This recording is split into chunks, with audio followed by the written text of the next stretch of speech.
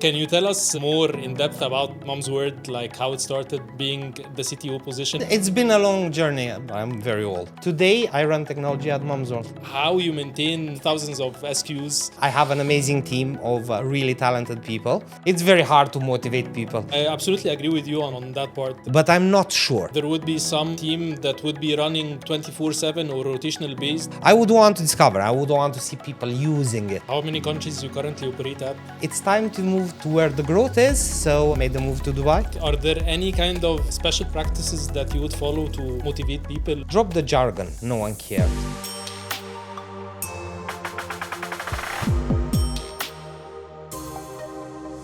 Hi everyone, welcome to a new episode of TechTalks in Dubai. Today we have a very interesting tech figure and one of the most influential figures in UAE. We have today with us Ciprian, CTO of Mumzworld. Ciprian, pleasure to be with you here. Mate, first of all, thank you for having me, and second of all, it's always such a good fun for me to catch up with you, and we always have such interesting, insightful conversations. So it's definitely a pleasure to be here. Pleasure is mine. Thank you. So, Chip, why don't you tell us about your journey, how it started, like since the early beginnings, before, of course, Mumzworld? Well, yeah, it's been a long journey. I'm very old. It started in Romania many years ago, where I studied and I had my first couple of jobs. I've only worked as a software engineer in my whole life. That's when, funny enough, I worked for a scientific research company.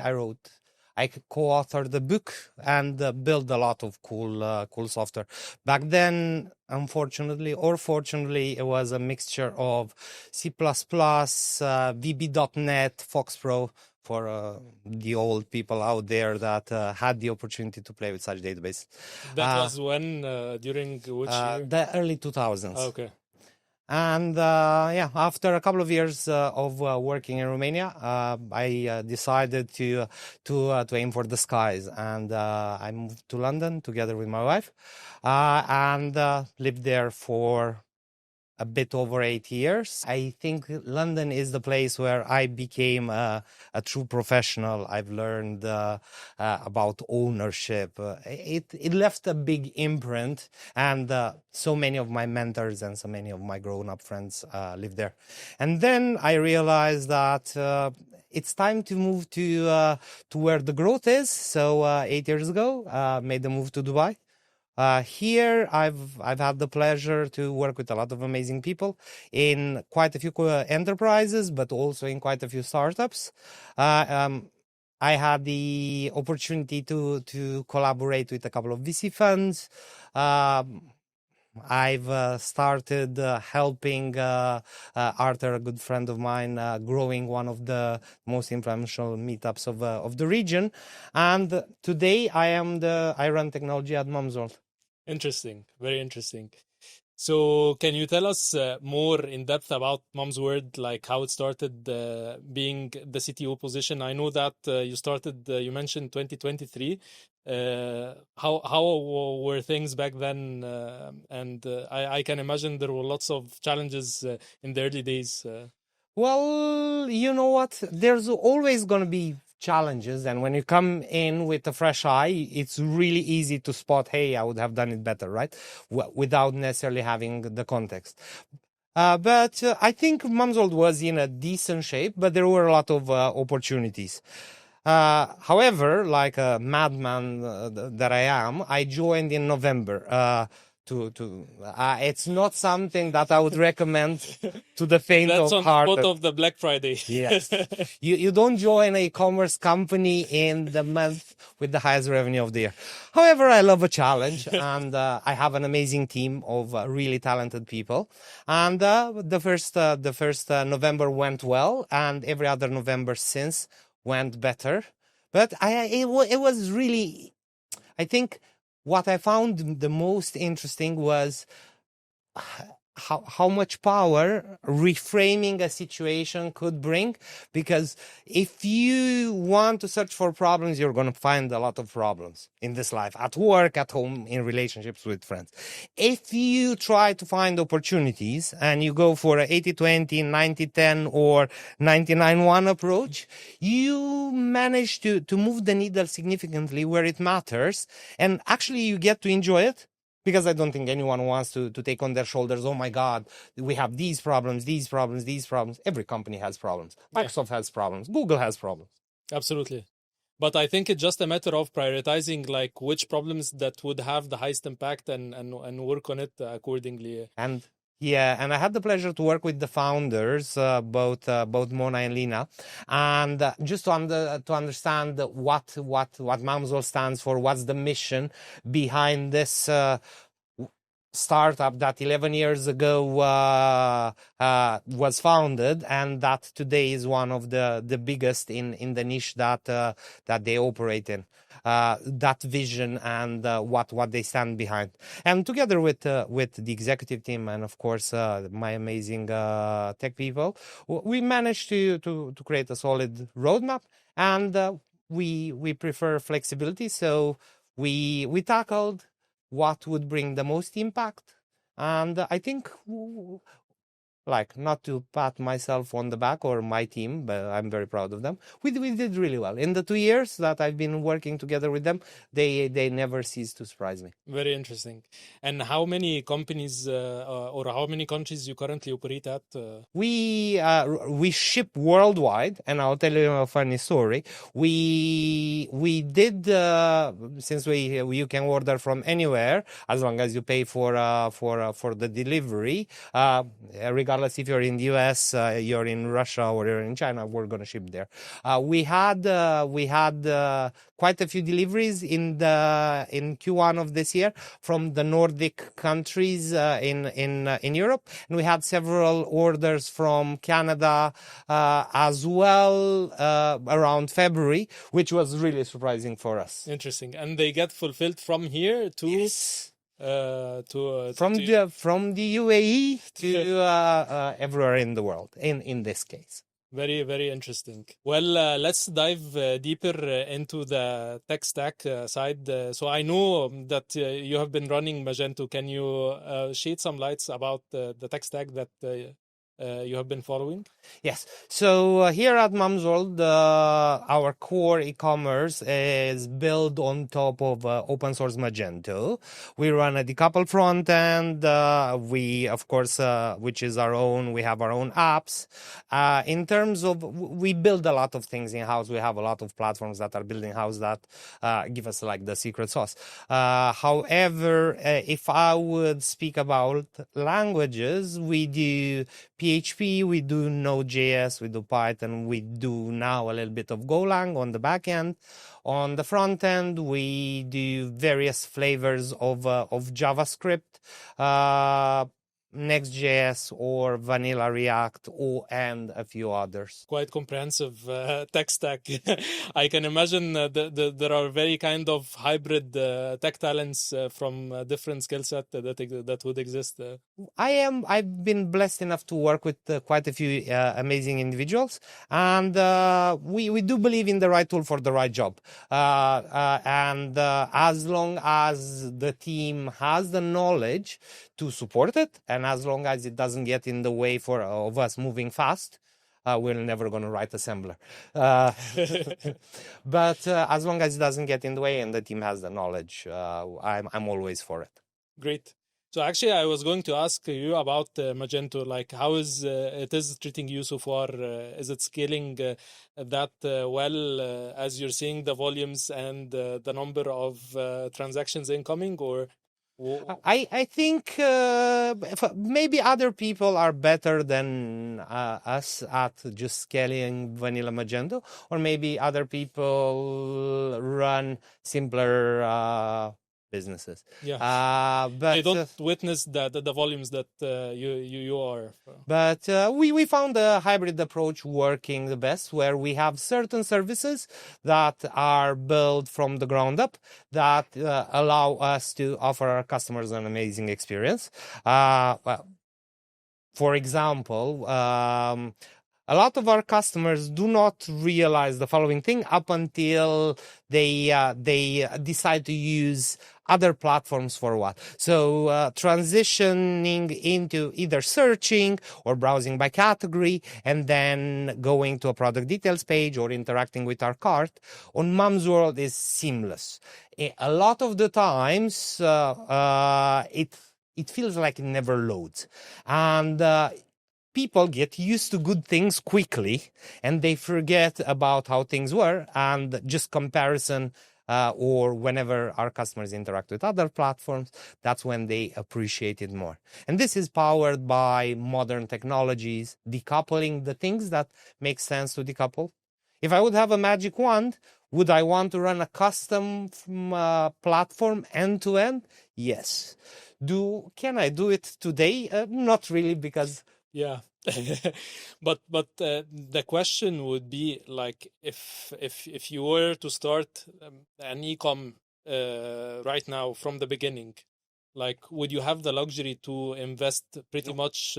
No. You would start still from Magento, right? Well, we would, depending on how big the team is, but it would be Magento or Shopify, Yeah, because when you don't have customers, there's no value in over engineering. absolutely. So you want to go fast to market, you want to validate your idea, you want to try to get to a place where you reach product market fit with the lowest cost, right? Managing your burn is really important. And I think you know that very well. Yeah, absolutely. Well, let's jump into the thing related to the competition. You mentioned that like competition, of course, exists, whether Amazon, whether Noon, whether the others. So how you cope with these kind of big players? What differentiates you from the other ones? I think for us, my personal opinion, I think no one can be a better Amazon than Amazon, and no one can be a better Noon than Noon. Should any company try to do that, they would fail.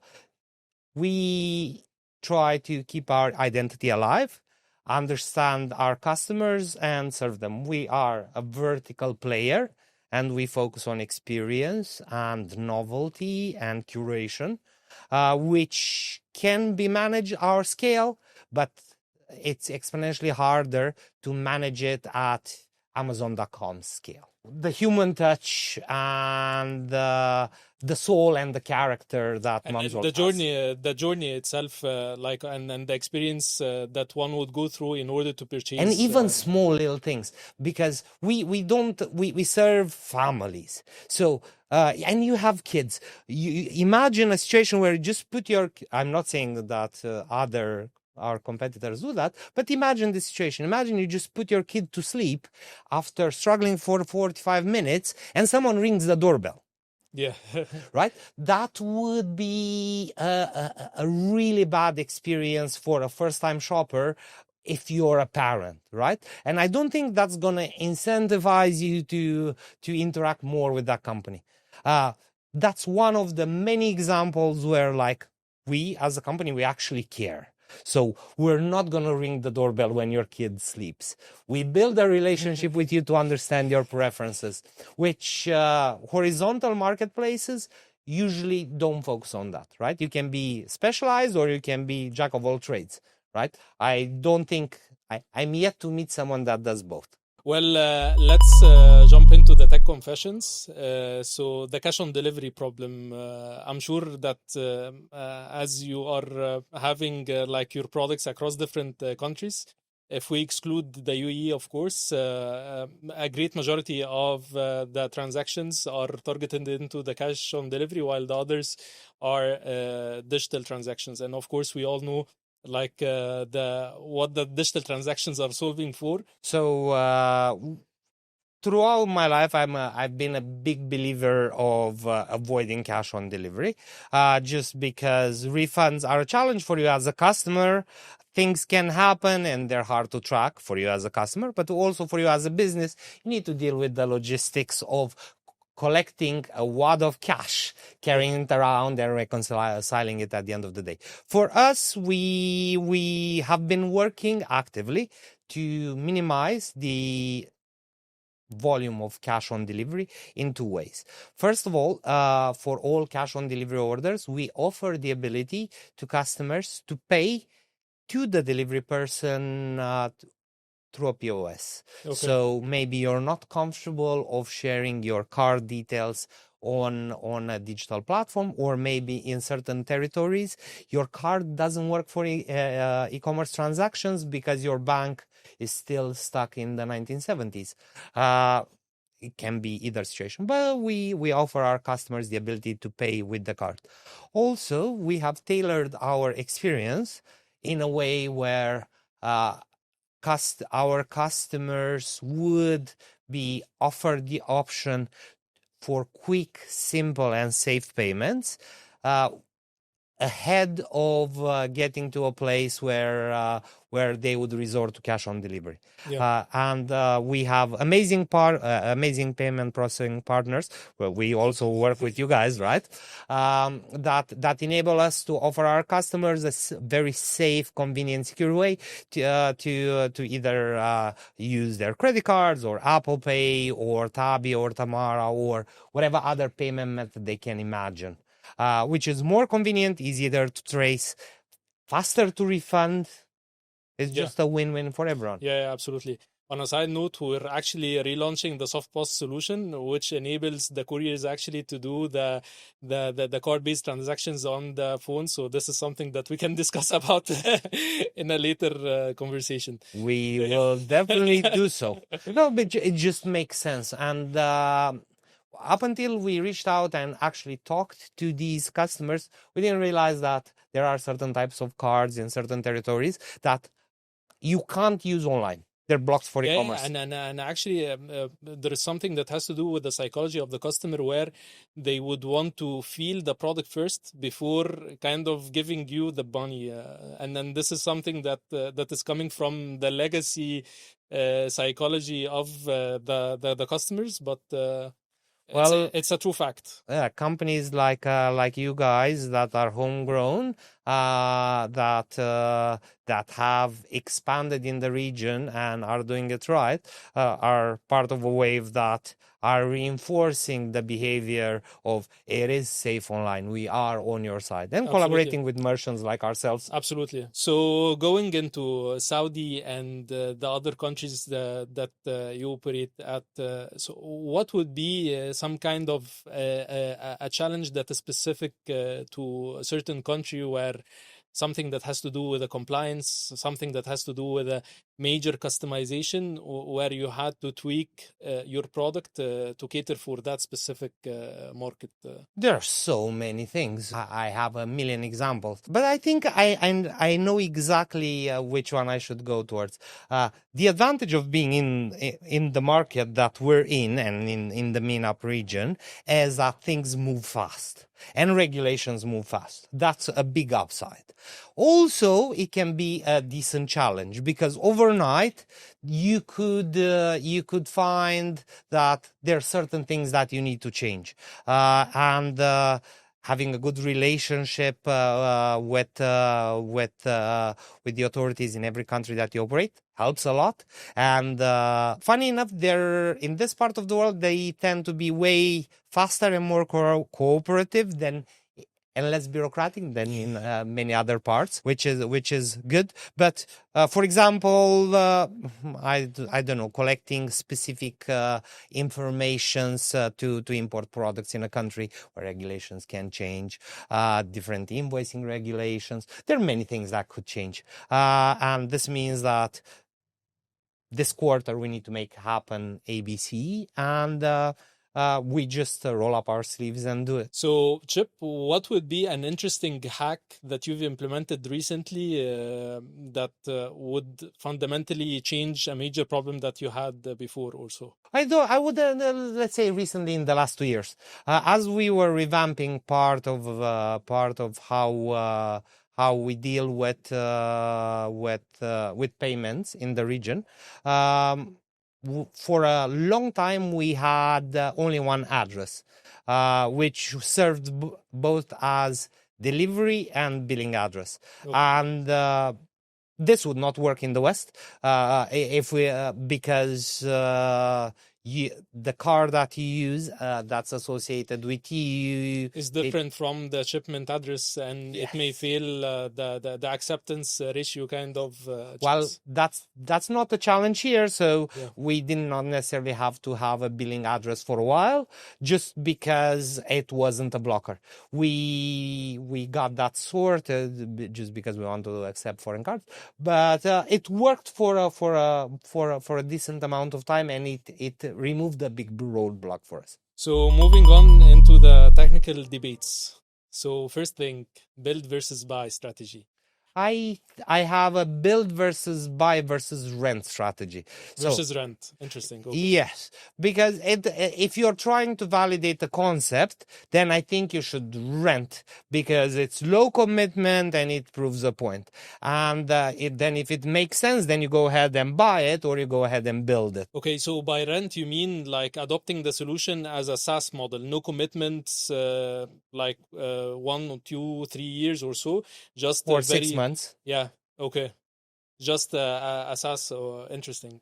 Does it make sense for you? And as it depends on what stage you are in your company, but if you want to expand into a new vertical for existing companies, or if you're trying to go quickly to market as a startup, right? You want to put your product in front of your customers as early as possible to get feedback and iterate. And this is when you choose like the rent part, or this is when Well, you choose... where it makes sense, yes. Okay. So, for example, we didn't build our own search engine. We have we're renting it, right? We were using a SaaS solution that works great, but we build our last mile delivery software to manage our supply chain with a control tower and integrations with various carriers and our own driver app, etc. And you took that decision because it's a core component within the business, or what are the factors that led you take the decision that you want to build it in-house? Because we couldn't rent it off the shelf. We could buy something that did a million other things and spend 6 months customizing it. Or we can build something that more or less works for today, launch it in 2 months, and then iterate and then iterate and iterate. And 2 years later, millions of deliveries every month happen through that piece of software. You have different or massive amount of SKUs like across your application. Like how you maintain these hundreds of thousands of SKUs within your software, and how you're managing as well the scalability of your solution along with the traffic that is incoming to your platform? Well, it's a great question, and honestly, it's something that every company struggles with as it goes through its scaling process. Well, some things are real time for us, some things are near real time, some things are cached forever and invalidated upon demand.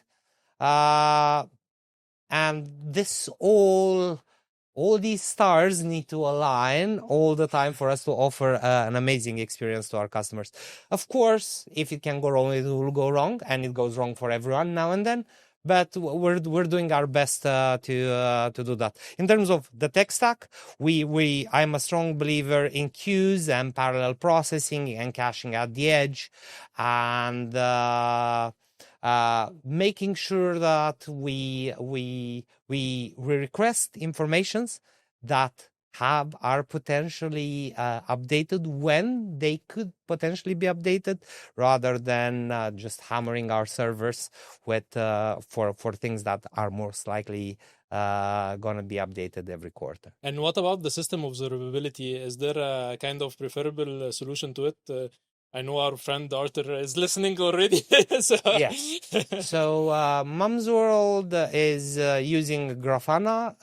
We already were big fans of open source telemetry protocols, and leveraging in parts of our business Grafana, the open source free part, and in other parts their managed service made a lot of sense for us, as it gives us the flexibility to have a blank canvas and look at things the way we want to look at things, and track and monitor whatever we want to track and monitor through our observability stack. But at the same time, to give us a certain resilience on the things that matter, where we don't have to manage them in-house. But I can assume there would be some team that would be running 24/7 or rotational based on these system on Grafana, for example. We have an amazing SRE team at Mumzworld that manages everything that has to do with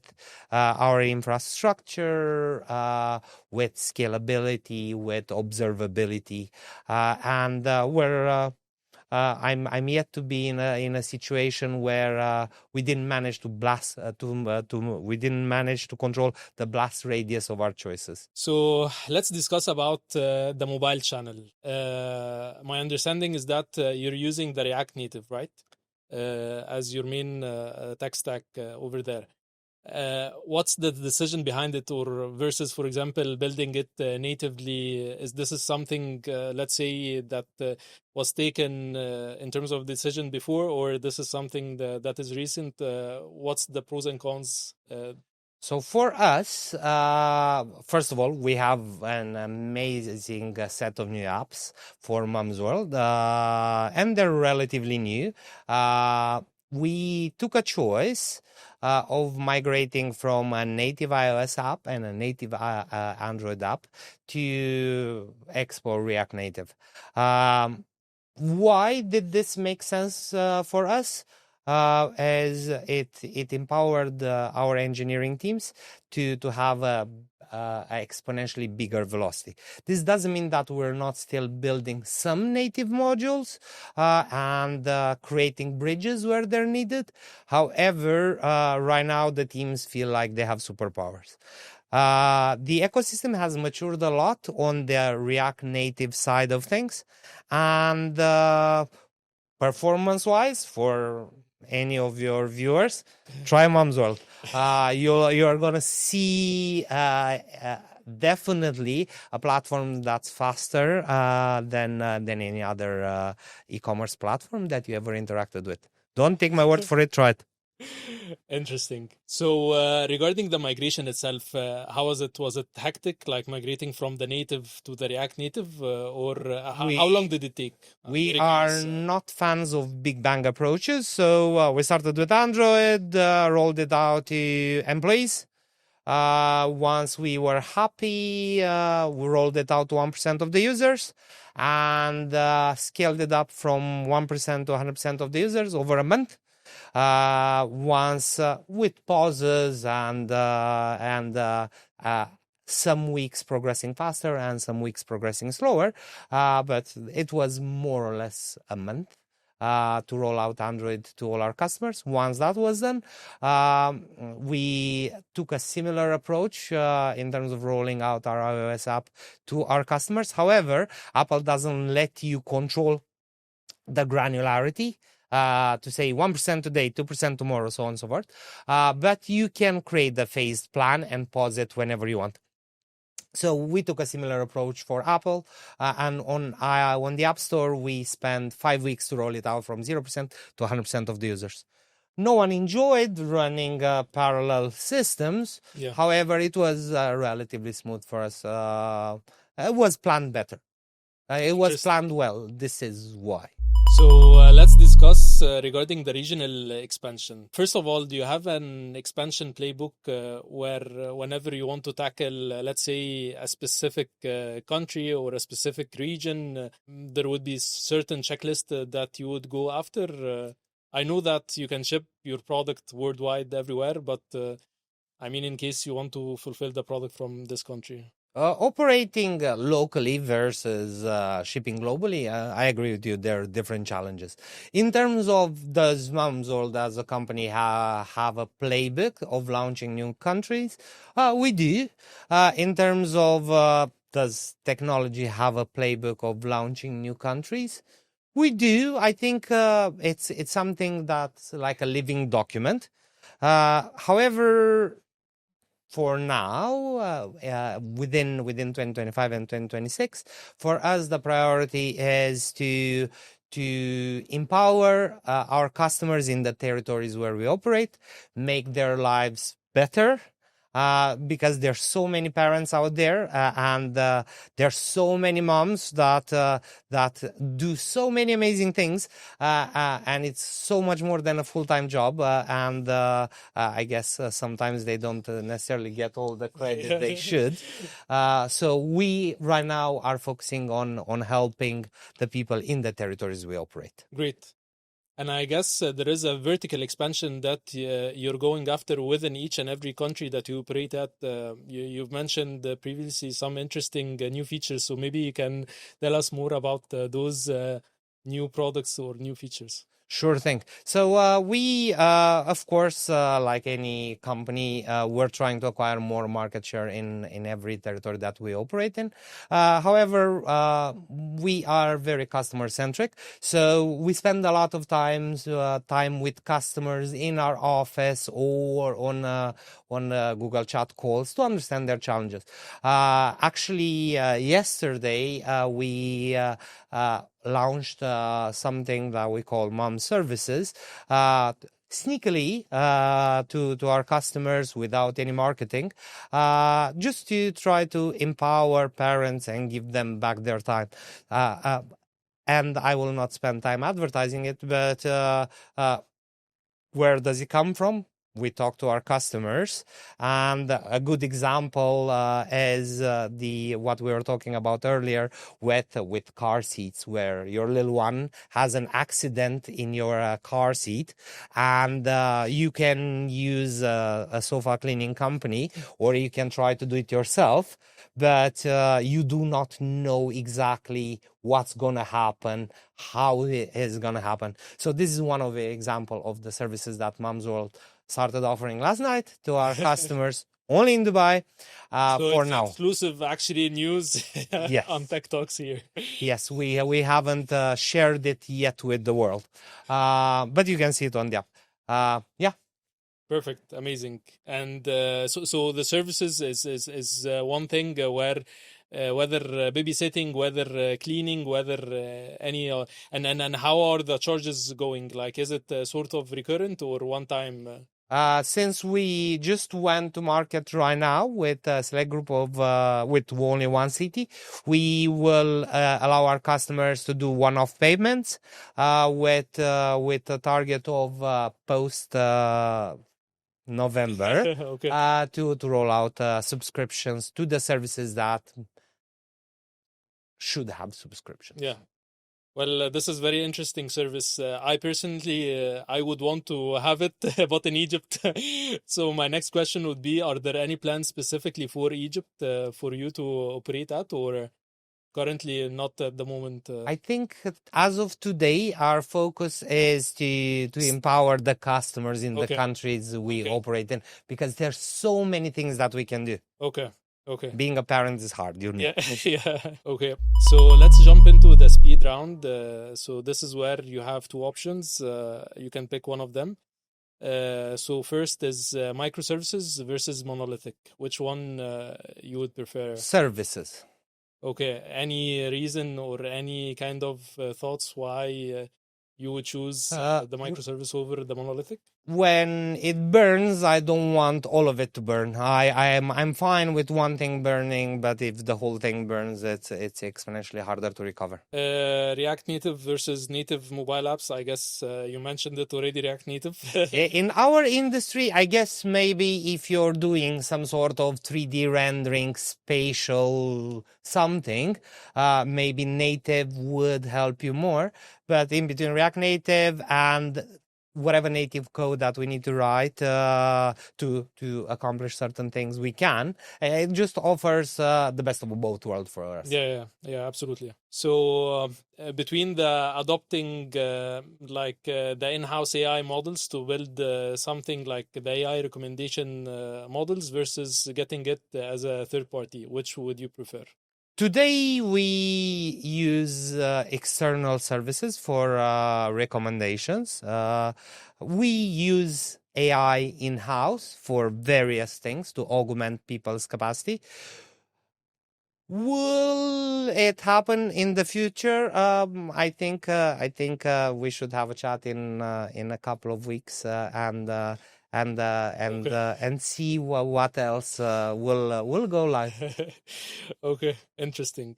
Open source versus proprietary solutions. I'm personally a big believer in open source, and incidentally, very soon Mumzworld will be open sourcing quite a few things. We've worked with the Grafana team to open source a package to help Grafana Cloud integrate properly with Magento without any performance overhead. And we're also open sourcing a Laravel package for Grafana and a few internal platforms/services that have brought in a lot of value into our lives at Mumzworld. We're before the year ends, we will be looking at open sourcing and giving back to the community. Okay, mobile web experience or mobile app experience instead, like the experience of browsing on the web through the mobile, or the native sort of in-app experience. App is better, but web is needed. Yeah. Because no one downloads an app to do one thing. They use a website and then they move into an app, at least in our industry. Which one you would be personally in favor of more? Apps. Okay. Because I would assume it gives you more control as in terms of the experience. Yes, more control. Also, you can optimize it and tailor it better to everyone's device. Okay, I see. So if you were to start as well from the beginning, would you choose the NetSuite ERP or build your own ERP system? We're not big enough to... I think there are certain battles that shouldn't be fought, and I'm fine to reinvent the wheel in certain situations. But not this one. Not a ERP. I don't think it will bring a lot of value to us. And NetSuite's been, and Oracle in general, has been very kind and helpful to Mumzworld. Okay. So moving on to the following section, let's discuss the future outlook. So what is that one thing, Chip, that would transform the e-com to 10x growth on your side, on the region?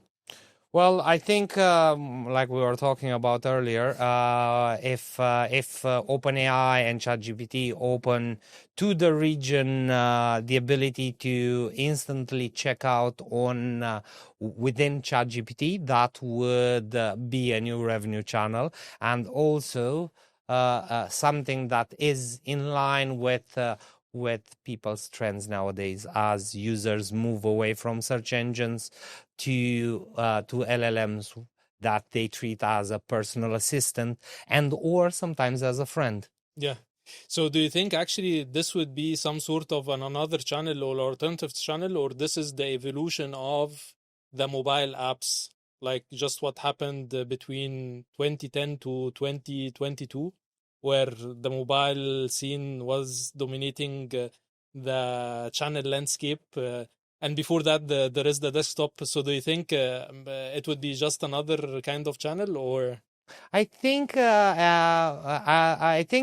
have the perfect way to answer this question. I'll answer this question with a question, but by asking you that question, I will give you my answer. Is OpenAI an innovator by doing this? Or they're taking a page from WeChat's playbook and enabling experiences and apps within apps? Yeah, I get your point. So I honestly think that it's going to be another channel because we all thought that Google's going to rule the world as a search engine, but A lot of other search engines had a share of it, maybe not as big, but they had a share of it. The same thing goes for browsers. The same thing will go through to these sort of agents. There are a lot of people that prefer Perplexity. There are a lot of people that prefer Claude. There are a lot of people that prefer DeepSeek. While there are many, many people that use ChatGPT. Well, it's going to be, again, the market will be fragmented. I think for us as technologists, I think it's going to be an exciting time. Yeah, absolutely. Absolutely, it is. But let's take it more general. Like if we kind of put all of these under one umbrella, which is the agentic commerce. So do you think this is going to be the next evolution of the e-commerce in a sense where you can either buy through ChatGPT, through Perplexity, through even the AI voice assistants like Siri, Google Home, and so forth. And over time, the mobile will evade because people would have the alternative of talking to their car while they're driving, or maybe while they're at home, Google Home, and so forth. Or what's your vision on that part? I think you raise a very interesting point. I think it's going to have a big part of the future, but not all of it. Because agentic commerce works really well when you know what you want. But it removes the discoverability. When you just want to see what's new. When you just want to see what's trending. It would be relatively counterintuitive to go and ask your assistant, "Hey, what's cool lately?" And then you would get very conflicted results at this point, based on who give the most advertisement budgets to them and so forth. Exactly. So I think the world's going that way for the things that you know you need. The things that you're sure. Hey, I want this. Hey, book this for me. Hey, top up detergent, etc. Or hey, compare prices for this pencil in MENA in the UAE, and let me know where I can find this one and it's the cheapest or it gives me the longest warranty. Yes, that will work really well. However, if I'm like, I want a good pen, or a pencil, but I'm not sure. I would want to discover. I would want to see people using it. So I guess this is where like the YouTube Shorts and TikTok over the world has the upper hand, where discoverability is right front and center, while with agentic shopping is you to have the to point. Be very, very, very precise and to the point, actually. But they save you time, right? So you delegate the boring, repetitive things while you want to do the interesting, exciting things, right? I absolutely agree with you on that part, because still I think there is no experience in the agentic kind of landscape where it can give you that discoverability. It's as if like you're missing out walking in the supermarket. Once you have joined Mumzworld, like what are the things that you have seen that people have told you it was before versus after? How is the acquisition experience from a CTO perspective in terms of cultural changes and so forth? This is first a very good question, and it's a challenge that a lot of startups go through in terms of attrition and culture post acquisition. And I guess it depends a lot on the acquirer. Mumzworld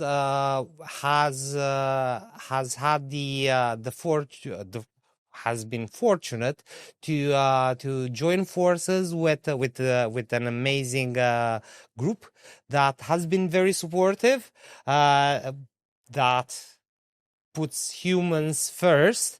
So the horror stories that we see all throughout our industry, not necessarily in this region, but everywhere, where costs are slashed and attrition is through the roof post-acquisition was not something that happened at Mumzworld. We still have a lot of people that have been here for 7, 8, 10, 11 years. Actually, there is one lady that's still with Mumzworld that was employee number 4 or 5. And she grew through the ranks from a very junior role to a very senior executive, and she's still with us today. Does a totally different thing, but it's still with us 11 years later. Great. So moving on or moving back into the AI, actually, I was curious about the AI recommendation model that you're following. So there has been lots of stories about how, for example, Amazon leveraged on the AI recommendation engines, and that basically increased the conversions up to 55% and 60%. So what's your experience on that part? Have you seen that conversions, or did it work with you, or? If I would have managed to get a 50 or 60% increase in conversion rates by doing anything, I would have been very happy. That wasn't the case for us. We use a affinity-based sort of ranking system that understands users' behavior over time and suggests and presents them with products or categories or brands that they would be interested in. Is personalization important? Yes. Is it the most important thing for us? Maybe not.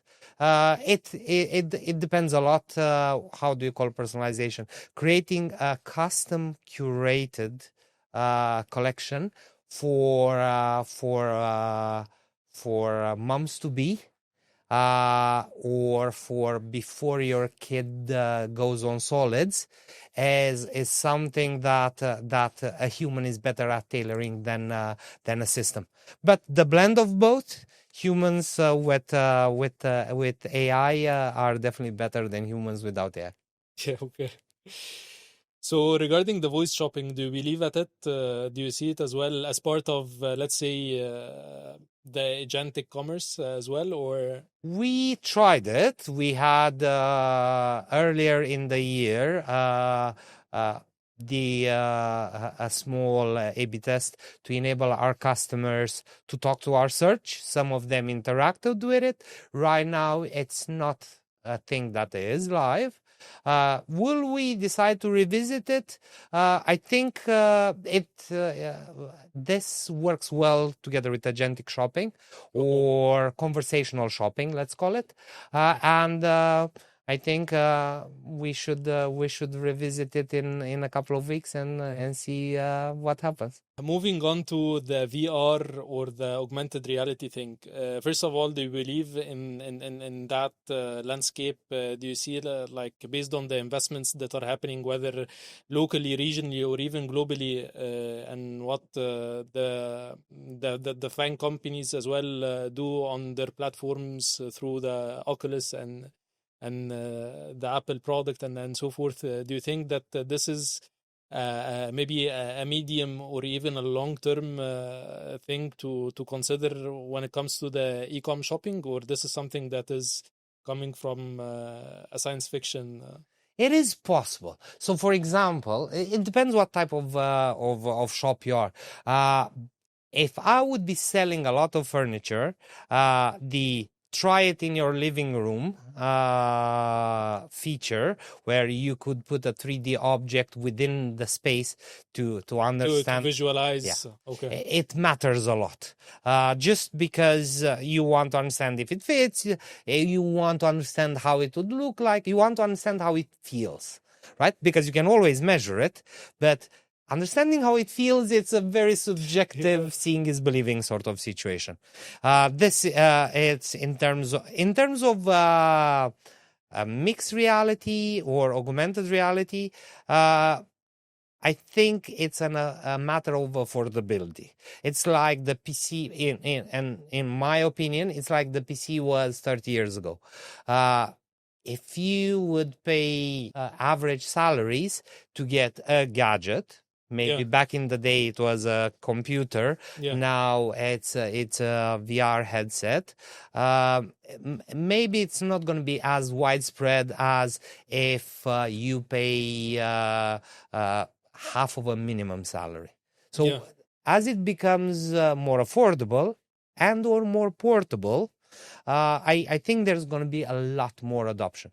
In the e-commerce space, I do not know, but in general, for sure. Yeah. Maybe it's not at this time. I totally agree with you, because if you want to enable that part and have that massive adoption, you need to have that affordable kind of solution to be spreaded across the customers. But if, let's say, 5% of your customers are only the ones that do have such technology, it wouldn't make sense from a business use case context to kind of invest heavily in that. Especially it's a new technology, and it would require I believe like lots of modeling and rendering and computational power as well in order to do that. I'm sure the world will get there at one point, because I was when I saw the launch of Apple's Vision Pro, my mind went to something. I can have my home setup everywhere. I can have two big 32-inch screens, one horizontal and one vertical, with me everywhere. And I can put it in my backpack. This is where my mind went. And would I pay the money when it can do that properly? Yes. And at launch, they were supporting one monitor. Now they are supporting two monitors. Personally, but it's also very expensive. Personally, I think version 2 of the product I would be definitely looking at, because I do not need the same monitors at home and at work and in a co-working space. And these things, you refresh them every couple of years, every 5 years or so. Maybe when my next refresh comes, it's going to be a headset rather than physical monitors. Yeah, absolutely. The following section, so we're going to talk about the hard operational part. So first, when it comes to the production incidents, I know, of course, there are lots of production incidents that one always face within the companies and so forth. Can you share one example of an interesting incident that you have tackled, and maybe the solution to it was funny, for example? We have a great I have a great example. It was a Tuesday or Wednesday afternoon. We were in the office 3-4 p.m. and half of the office starts getting pager duties almost instantly, and it never happens that different teams get pager duty at the same time. And it was because we had a massive spike in traffic, and our WAF was starting to block a lot of it. However, we were struggling to scale up, and it wasn't an attack, and they weren't customers.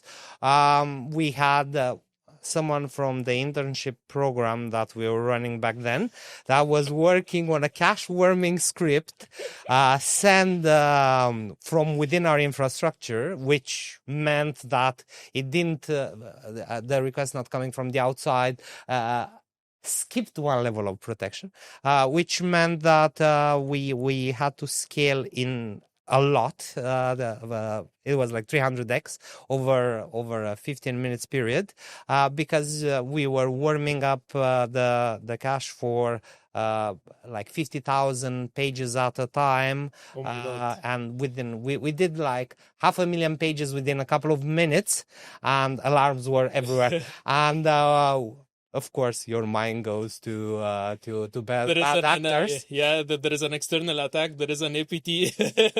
No, it was all internal. But there was no downtime. There was a bit of degraded performance, and it was a lesson learned in terms of processes because I don't think in situations like that you blame the person. You ask yourself, why did we empower them to do such a thing? Yeah, absolutely. And the great thing, it came from inside rather than it came from outside. So it's a lesson learned. So it's always too great to see such kind of examples, and this is how one would learn from them. The said intern is a full-time employee with us right now, and as one of the promising young people that I have in technology, I think they're gonna giggle when they're gonna see this. Great story. So Ramadan, of course, there would be some spike along with Ramadan. Of course, there is Black Friday. So any kind of, I would say, pre-preparation that would happen before these kind of phenomenal traffic days. We are planners, so for us, Ramadan is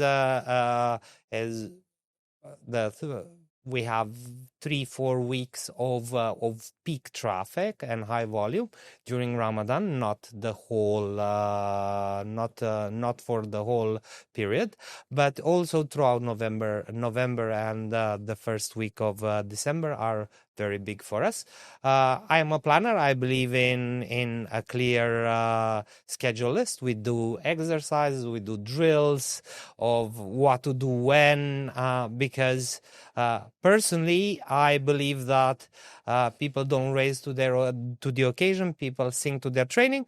So we are very well trained. We know exactly what to do when something happens, and practice makes it perfect. Well, regarding the typical marketplace use case where you have, of course, multi-vendor setup, sometimes when someone buys a certain product, maybe the product is no longer available.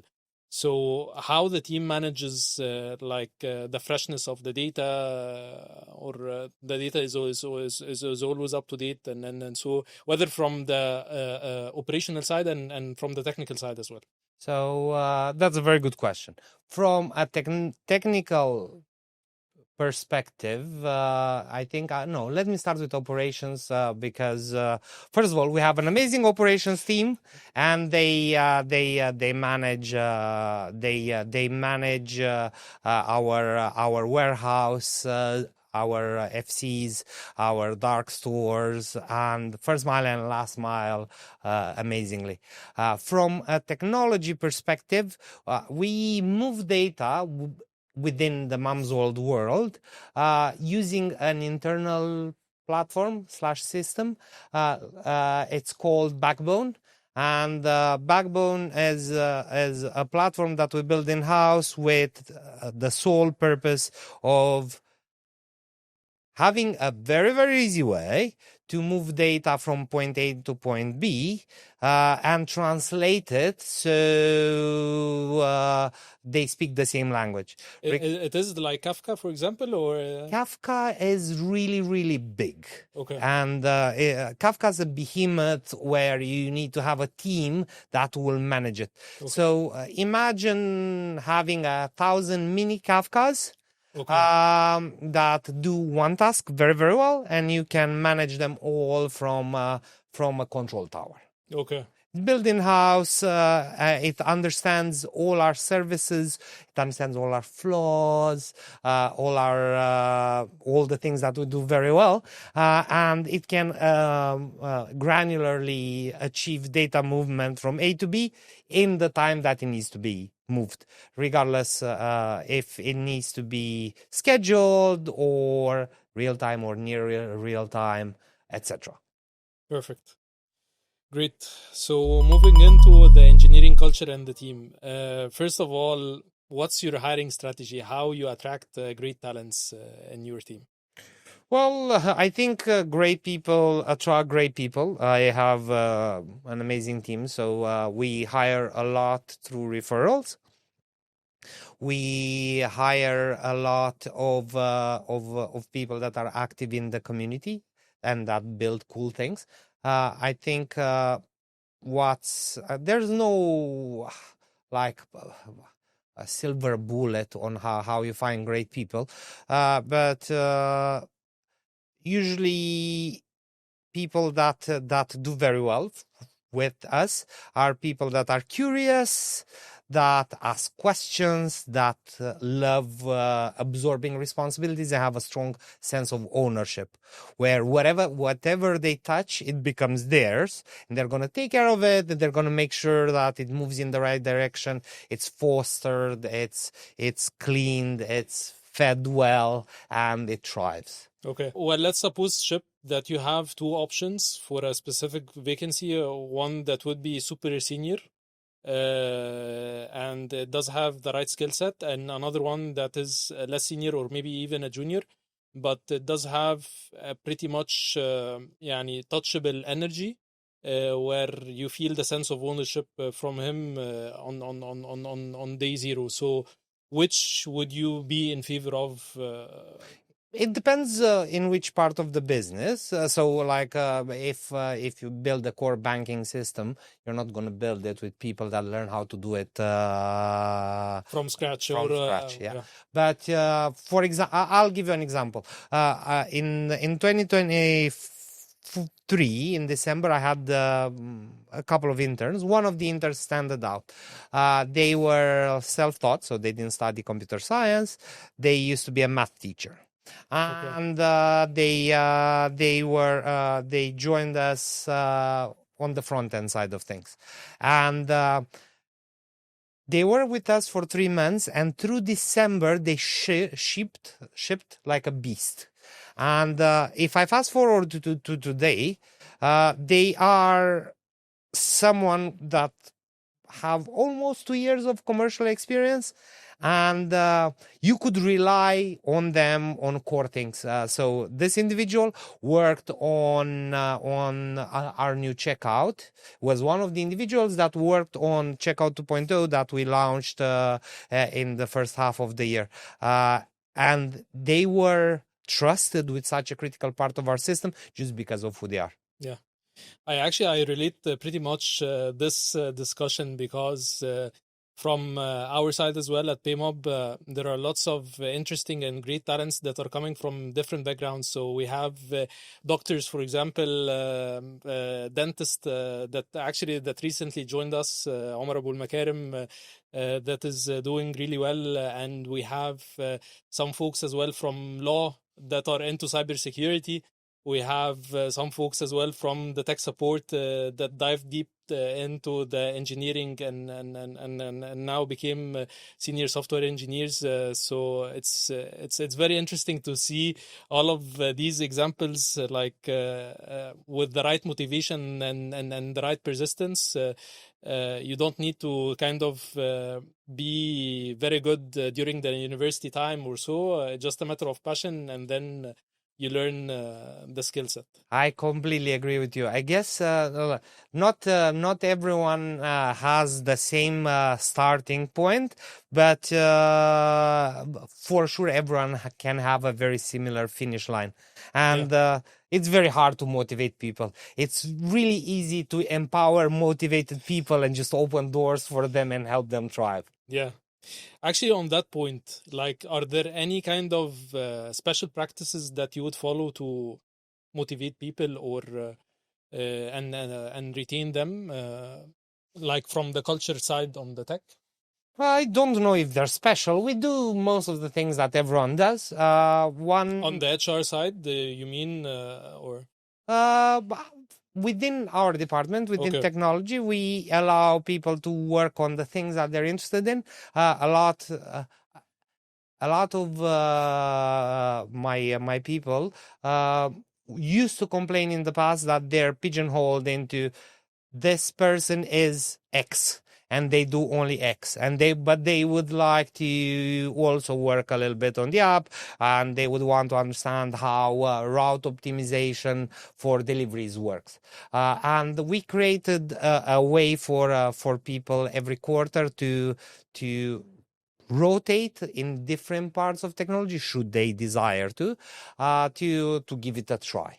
Yeah. And I guess it brought curiosity, a bit more meaningful work, I guess, or new things into a lot of people's lives, which helped. But we're relatively democratic, so people end up working on the things that they want to work, as long as on the roadmap it makes sense. And as long as the decision is taken, democracy is great. But up until within technology, I mean, and within an organization, a decision needs to be taken. If we end up debating for 3 months what sort of database we should use, or what sort of edge cache we should use, there needs to be a tiebreaker that says, okay, take a decision and move on. So, having discussed about the team motivation, I have seen there are a couple of interesting LinkedIn posts about you launching Open Pay. So, can you tell us more about this initiative? How did it started? Yeah, it's a funny story. So it started with as an argument with a friend on a Saturday evening about the pay scale within the MENA region, and we couldn't come to an agreement. So I've decided to create a Google form that's linked to a Google Sheet, and shared it with a bunch of acquaintances to collect some anonymous data to resolve the debate. And a week later, I had like 50 salaries, and 2 weeks later, I had like 100 salaries.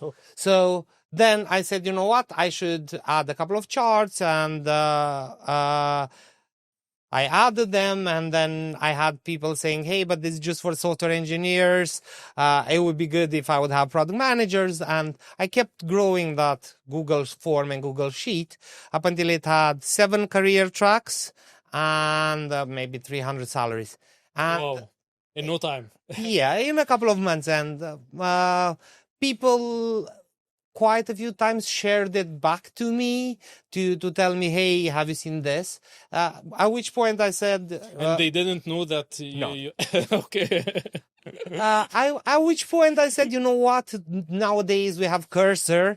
Maybe I just build a platform that will actually help. So it was a weekend activity. I did that.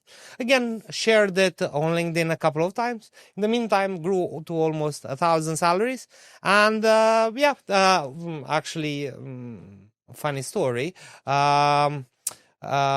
A few of my employees, when in the last performance review, brought the pay scale, and they said, "Hey, we're looking at open pay for engineer too. This is how the market backfired on you." Well, I don't know, right? I think it's a way of building trust. I had 3 individuals that did that. 2 didn't know that I did it, and because it's not on my LinkedIn, I just shared it on LinkedIn. But it was interesting. It was weird, but interesting. Oh, it's and most of it, actually, most of the submissions are coming from UAE, right? Or from... I think the bulk of them are from UAE, but today they're like 8 to 12 countries that have submissions, but the bulk is That's UAE. very interesting, man. In 2 months or so. Well, so it has a proper website for 3 to 3 months. Yeah. A lot of people messaged me, said brought some value in their lives, and a lot of people helped me identify problems and fix up the graphs and show meaningful data to people, which it's honestly something I wanted to have when I moved here, or when I moved to London 100 years ago, and I didn't have it. So, right? Yeah. It's a something that chases the boredom on a weekend. Yeah. Okay, so let's jump into the what if scenarios. So first scenario is, what if there is no public cloud? You have to build your own, for example, data center or your own cluster. So I come from a time where we would zip up the code and upload it to all your nodes, extract it, and update your symlinks through a bash script in Unison to point at the new version of your code. So ahead of That was Subversion, pretty long time ago. ahead of Git. So nowadays it would be exponentially easier. But I worked in organizations that ran their own cloud, internal cloud, and it's challenging, especially in the Middle East, especially in the summer. It tends to be very challenging. And you have a situation where someone wants to move a painting, then drill something on a wall, and then at 2 a.m. you need to wake up and you have alarms about your data center. It's not fun. I hope we don't have to do it, but if we have to, yes. So, what if you have the opportunity of only focusing on one country, only one country? So, what it would be? Well, if I would, what the company would do, I don't know. But if I would do it, I would have a simple scorecard. Focus on something that's up and coming and fast growing, because that's where most of the success would come from. And the MENA region is the part of the world that's growing fast. And I think in terms of technology penetration and an appetite of individuals to spend their hard-earned money, I think the Kingdom of Saudi Arabia is right now right front and center in everyone's eyes. There are two types of people, the people that admit it and the people that don't. That's very true. Okay.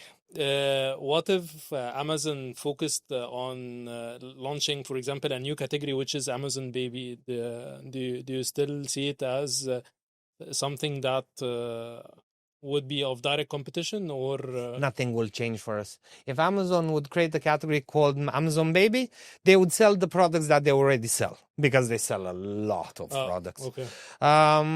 They wouldn't have your products okay. They wouldn't have the experience. They would still be Amazon, but very horizontal, very thin, ad driven, non-tailored.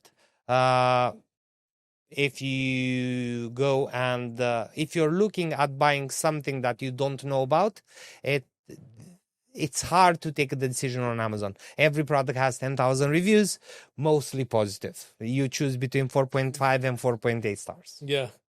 I think we would be fine. I don't think they would do that. Okay. So moving on to the final section, which is the vision and advice. What are your thoughts and recommendations for future CTOs if they're early on their careers? Learn to let go sooner rather than later of a lot of things and rely on your team. It was very hard for me to move from an IC to a manager, where I did not feel the need to touch everything and approve PRs, and you become the blocker of so many things because your team can run fast, and instead of being an enabler and a door opener, you become something an anchor that they drag. I would avoid that. Learn a lot, focus on modern tools. The world is ever changing, and you want to always help your team, your company, your department with what's coming through. And right now, personally, I think we believe in it's an amazing time to be alive and to be in tech. It's like the industrial revolution of tech, where with modern tools today, a small squad, cross-functional squad of smart technical people could do what 30 people used to do 3 years ago. It's magical. It's hard to describe.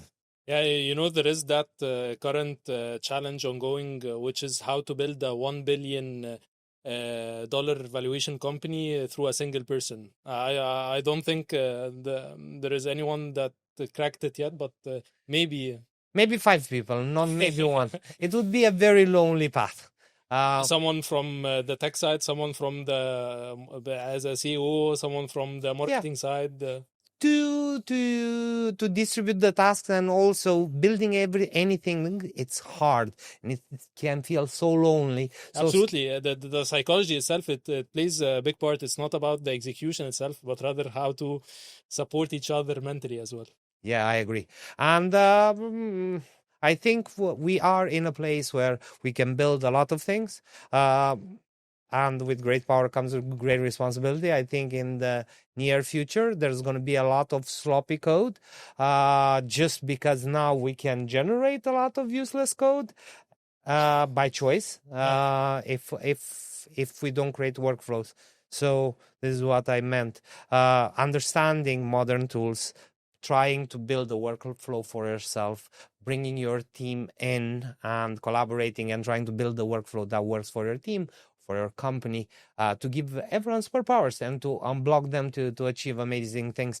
I think it's really important, and it never ends. It's an ongoing process, and today is agentic commerce, and a couple of years ago were interesting uses of blockchain, or I don't know, a cloud, or the React Native, or Golang, or search engines, etc. It's just, it never ends, and if you can and you are on top of it, you're going to do better than most other people. That's amazing. I couldn't agree more, to be honest. Final question. Having dealt with investors, anything or any advice to say for future CTOs as well to consider while they deal with the investors, either throughout early stage companies or late stage? Well, I think something that it should be clear to everyone, but it seems to be very counterintuitive. Drop the jargon. No one cares. You're speaking to a lot of humans, and depending on the investor or the fund that you're talking to, there will be etiquette, but no one cares about deeply tech unless you're in hard tech or a very research driven space.